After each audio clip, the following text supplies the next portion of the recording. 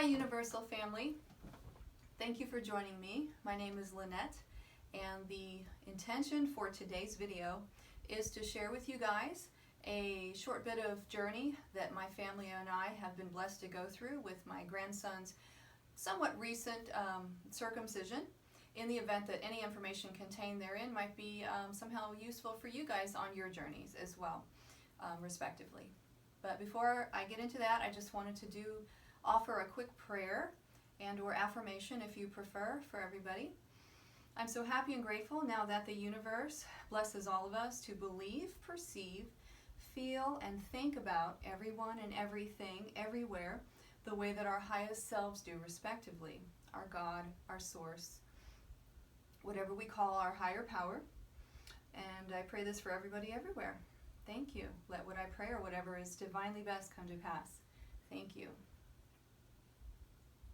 Okay, so I felt guided to hop on today to share with you guys a piece of our journey, like I was describing, of my grandson's circumcision. I am blessed to be a grandmother, Lola, and he is 7 months old, and his surgery was a few weeks ago now. And one of the things that we noticed after receiving the procedural guidelines from his amazing pediatrician, that those folks in that whole office are so kind and amazing and professional, really great folks. So we just love and appreciate them. Some of the procedural aftercare that we received in regards on how to best take care of the circumcision site as it healed included using little gauze pads. And on the gauze pads, we were guided to put a little bit of antibiotic ointment and then gently placing that over the surgery site. Well, what we noticed was the first day that he came back from the hospital, he was pretty quiet, sleeping, resting, because, he had just been through surgery and he had the medication and stuff going on. And he slept for the most of that first day back from surgery, and then about a half of the day the next day as well, for the most part. And so what I'm about to talk about really isn't relevant in that moment in time, because he was pretty much still, because he was sleeping. But after that time frame, he became more active. I'm so happy and grateful that my grandson is so healthy and happy and blessed and confident. And he is super strong. He loves to just, jump and move and very active, as babies are. And one of the things we noticed when we were holding him, because he likes to jump a lot, but because of the surgery site, of course, we were guided not to use that jumper that is available for younger kids, that you place them in there and they're jumping, because it would be right against the surgery site. And that area needed to heal and just not have that pressure of jumping on there. And so what happened is that he liked to be held. We would hold him as his little feet would touch the floor, and he's just kind of jumping that way. And what we noticed is the gauze pad, when we went to change him, had moved. So it was no longer just over the surgery site. It had shifted within his diaper.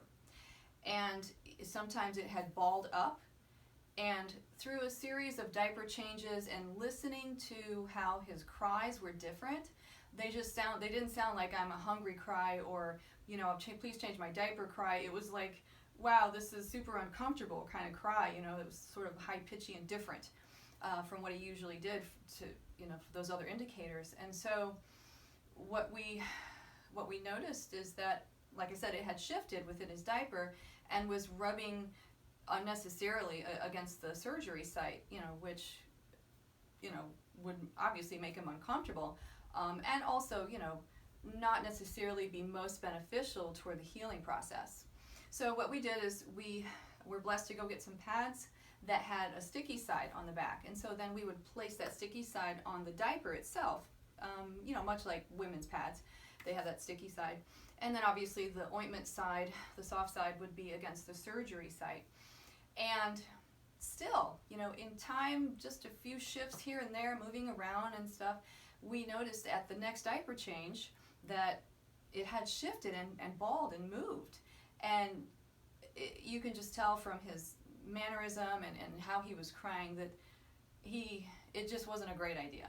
So we ended up, although we were so grateful, for all that divine guidance from the pediatrician, this is our journey. And so what we did is that we stopped using those little pads, and we just applied the ointment directly, just kind of above the surgery site, and just kind of squirted it as best as we could, onto that area, and without touching it, obviously, because the healing aspect of it. And then we would just close the diaper and then go from there. And that really seemed to make a drastic bit of difference in his demeanor. He was able to get more sleep. When he slept, he slept longer, and it seemingly just deeper sleep, better sleep. Now, when all of this first happened, when he got back from the hospital at first, not being familiar with this procedure, we weren't quite sure. We just figured, okay, well, part of it must be because of he just had surgery, and it needs to heal, and he was on pain medication, and so we were, giving that to him. So that's what we did. We stopped using the pad, and just like I said, applied the ointment directly to the site as best as we could, sort of, dribbling it from the container. We probably went through about two and a half maybe of those containers of the antibiotic ointment. But you could just tell it just made a positive, significant difference for him, in his aftercare. So what we did was we shared that with this information, basically, that I'm sharing with you guys.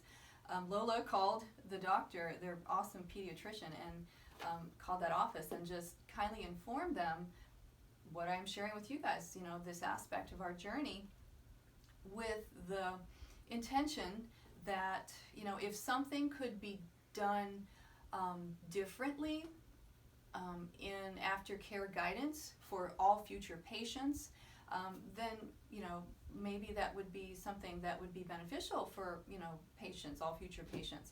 And they were so grateful when I called. She said, I'm really grateful you called and shared this aspect, your story with us, so that when we have our next meeting, we can discuss this and talk about different ways of perhaps being and doing things, in our procedural care, etc. So amazing folks. We just really appreciate them. And she was really, grateful that I had called to share that with her. And so there you go. So I'm sharing this with you guys. So maybe if you feel guided, to kind of share with your respective pediatricians or, whomever,